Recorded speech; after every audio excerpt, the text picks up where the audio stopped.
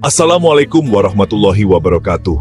Sahabat Asran Channel, semoga kita semua selalu dalam lindungan Allah Subhanahu wa Ta'ala. Jangan lupa untuk senantiasa bersholawat kepada Nabi Muhammad SAW di kolom komentar ya. Kali ini kita akan membahas topik yang sangat penting, yaitu gempa megatrust dan tsunami. Yuk, kita tingkatkan kewaspadaan dan pemahaman kita tentang bencana alam ini. Gempa bumi adalah getaran atau guncangan yang terjadi di permukaan bumi. Getaran ini disebabkan oleh pelepasan energi yang tiba-tiba di dalam kerak bumi, yang menciptakan gelombang seismik.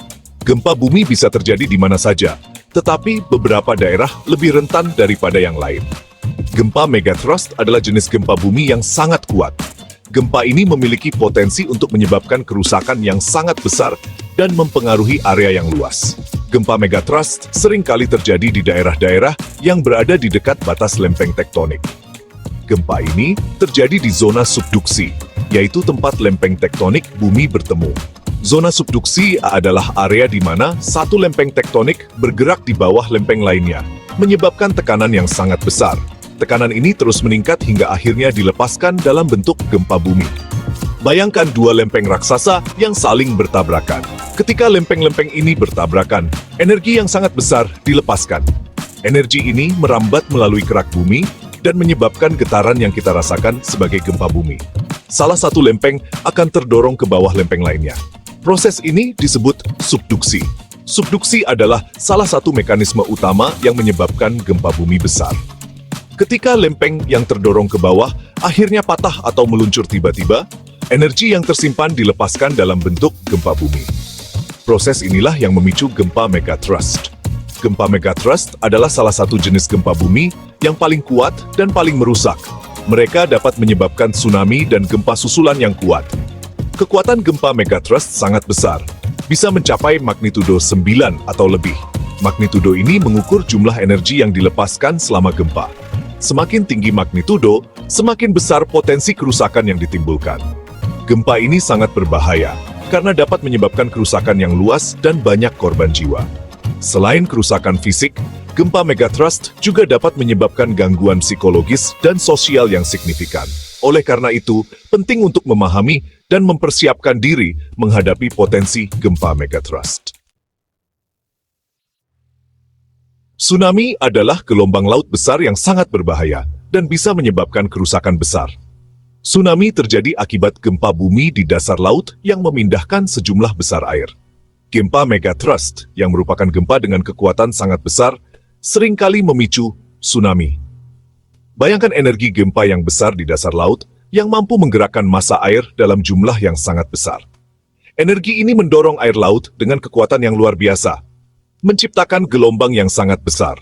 Gelombang tsunami yang tinggi ini kemudian bergerak dengan kecepatan yang sangat cepat menuju daratan, membawa kehancuran di sepanjang jalurnya. Ketinggian tsunami bisa mencapai puluhan meter loh. Gelombang ini bisa setinggi gedung bertingkat. Tsunami dapat menyapu bersih bangunan, kendaraan, dan segala sesuatu di pesisir pantai, meninggalkan kehancuran total di belakangnya. Orang-orang yang berada di jalur tsunami harus segera mencari tempat yang lebih tinggi untuk menyelamatkan diri. Setelah tsunami melanda, tim penyelamat bekerja keras untuk mencari korban dan memberikan bantuan. Sistem peringatan dini tsunami sangat penting untuk memberikan waktu bagi orang-orang untuk evakuasi. Pendidikan dan latihan evakuasi juga sangat penting untuk mempersiapkan masyarakat menghadapi bencana ini. Setelah bencana, rekonstruksi dan pemulihan menjadi prioritas utama untuk membangun kembali kehidupan yang hancur. Komunitas yang kuat dan tangguh dapat bangkit kembali dari bencana dengan lebih cepat dan lebih baik. Lempeng tektonik adalah bagian dari kerak bumi yang selalu bergerak. Pergerakan lempeng ini sangat lambat, hanya beberapa sentimeter per tahun. Namun, pergerakan ini dapat menyebabkan penumpukan energi yang besar di antara lempeng-lempeng tersebut. Ketika energi yang tersimpan di antara lempeng-lempeng tersebut sudah terlalu besar, maka energi tersebut akan dilepaskan dalam bentuk gempa bumi. Indonesia terletak di wilayah yang sangat aktif secara geologis. Negara kita berada di jalur pertemuan 3 lempeng tektonik utama, yaitu lempeng Indo-Australia, lempeng Eurasia, dan lempeng Pasifik. Pertemuan lempeng-lempeng ini membuat Indonesia menjadi salah satu negara yang paling rawan gempa bumi di dunia. Selain itu, Indonesia juga memiliki banyak gunung berapi aktif. Aktivitas vulkanik juga dapat memicu gempa bumi. Gempa megathrust dan tsunami dapat menyebabkan dampak yang sangat dahsyat. Gempa dapat meruntuhkan bangunan, jembatan, dan infrastruktur lainnya. Tsunami dapat menyapu bersih pemukiman penduduk di pesisir pantai.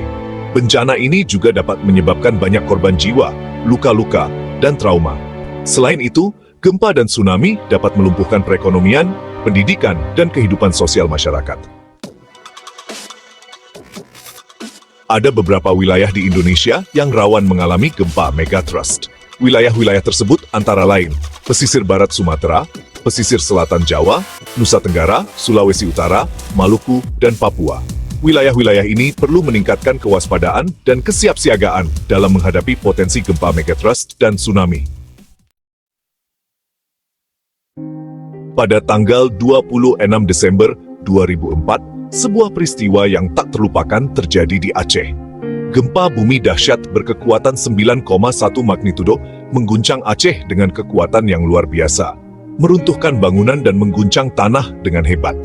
Gempa ini memicu tsunami besar di Samudra Hindia, dengan ombak yang mencapai daratan dan menghancurkan segala sesuatu di jalurnya.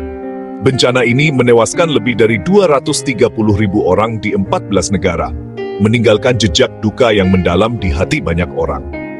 Aceh luluh lantak diterjang gelombang tsunami setinggi 30 meter, menghancurkan bangunan, jalan, dan infrastruktur lainnya. Banyak warga yang kehilangan keluarga, rumah, dan mata pencaharian. Mereka harus berjuang untuk bertahan hidup di tengah reruntuhan dan kehilangan. Bencana ini menjadi pengingat bagi kita akan kekuatan alam dan pentingnya kesiapsiagaan. Kita harus selalu waspada dan siap menghadapi kemungkinan bencana di masa depan. Anak-anak yang kehilangan orang tua dan rumah mereka, kini bermain di antara reruntuhan, mencoba menemukan kebahagiaan di tengah kesedihan. Relawan dari berbagai penjuru dunia datang untuk memberikan bantuan, mendirikan tenda pengungsian, dan menyediakan makanan serta kebutuhan dasar lainnya. Proses pembangunan kembali Aceh dimulai dengan semangat gotong royong. Rumah-rumah baru dibangun, dan masyarakat bekerja sama untuk membangun kembali kehidupan mereka yang hancur. Sekolah-sekolah dibuka kembali, memberikan harapan baru bagi anak-anak untuk melanjutkan pendidikan mereka. Guru-guru dengan penuh dedikasi mengajar, membantu anak-anak untuk bangkit dari trauma dan meraih masa depan yang lebih baik. Setiap tahun, peringatan tsunami diadakan untuk mengenang para korban. Orang-orang berkumpul, berdoa, dan mengadakan upacara untuk menghormati mereka yang telah tiada. Ini adalah momen refleksi dan pengingat akan pentingnya persatuan dan ketahanan. Meskipun bencana telah meninggalkan luka yang dalam, Aceh perlahan bangkit kembali. Pemandangan indah Aceh, dengan pantai yang tenang dan matahari terbenam yang memukau, menjadi simbol harapan dan kebangkitan. Masyarakat Aceh kini tersenyum kembali, anak-anak bermain dengan riang, dan kehidupan perlahan kembali normal. Kisah pilu dari tanah Serambi Mekah ini mengajarkan kita tentang kekuatan, ketahanan, dan harapan. Berikut adalah beberapa tips untuk menghadapi gempa dan tsunami. Kenali tanda-tanda awal gempa bumi dan tsunami. Siapkan tas siaga bencana yang berisi makanan, air minum, obat-obatan, dan perlengkapan penting lainnya. Tentukan jalur evakuasi dan titik kumpul yang aman bersama keluarga. Ikuti informasi dan arahan dari pihak berwenang. Tetap tenang dan jangan panik. Sahabat, bencana alam adalah pengingat akan kebesaran Allah SWT. Mari kita tingkatkan keimanan dan ketakwaan kita kepadanya. Selalu berdoa dan meminta perlindungan dari segala macam bencana. Semoga Allah SWT senantiasa melindungi kita semua dari segala macam mara bahaya. Amin ya rabbal alamin. Wassalamualaikum warahmatullahi wabarakatuh.